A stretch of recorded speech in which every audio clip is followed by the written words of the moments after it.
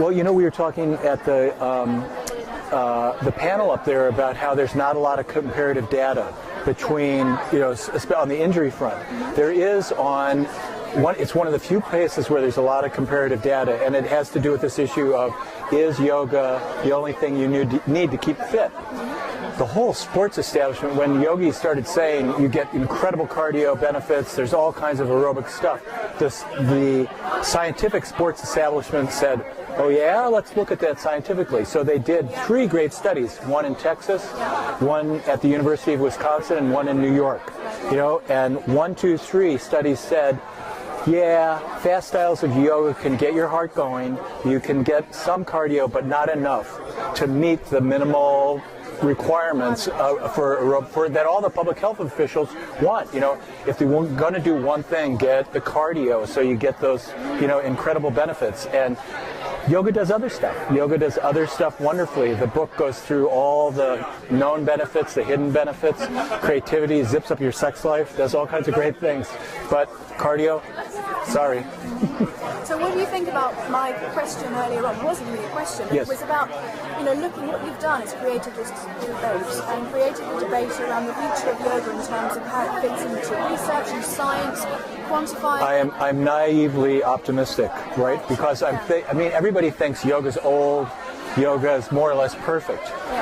I think yoga is just being born, and being born in a scientific way and in a sports way and in a way that can incorporate it more into mainstream society, right? I think yoga doctors are out there on the horizon. I think yoga is, you know, out there somewhere as a mainstream way for disease prevention and for curing things.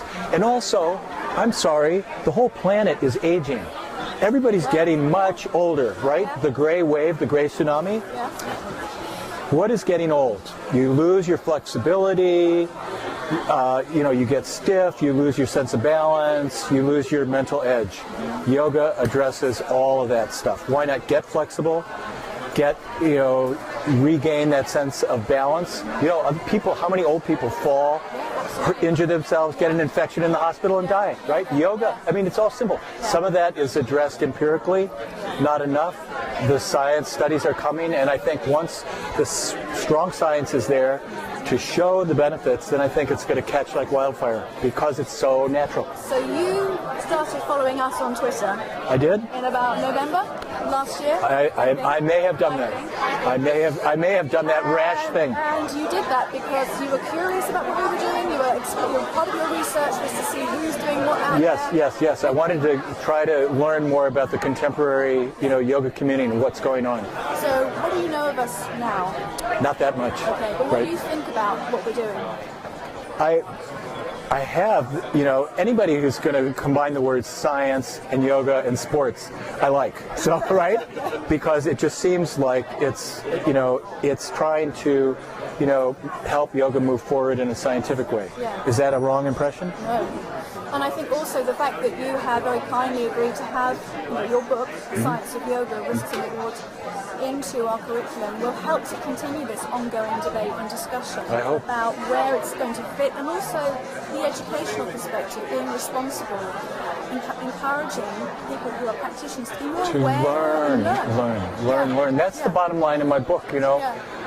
Become your own best teacher. Yes. If you saturate yourself with the information, you know, gurus are great, teachers are great. We've all had excellent teachers, but, you know, the individual is the bottom line. And you have to be your own best guru or your own best teacher and learn how this stuff works for your own body. We're all different. You know, I have asymmetries that you don't have. Medical students, when they open their first cadaver, they go, oh, whoa, the organs are in the wrong place. It's not like that in the textbook. It's because everybody is different, right? Everybody has different strengths and weaknesses. So educating yourself about how to use yoga in an intelligent way while paying attention to all those idiosyncrasies and all those asymmetries, it's powerful stuff.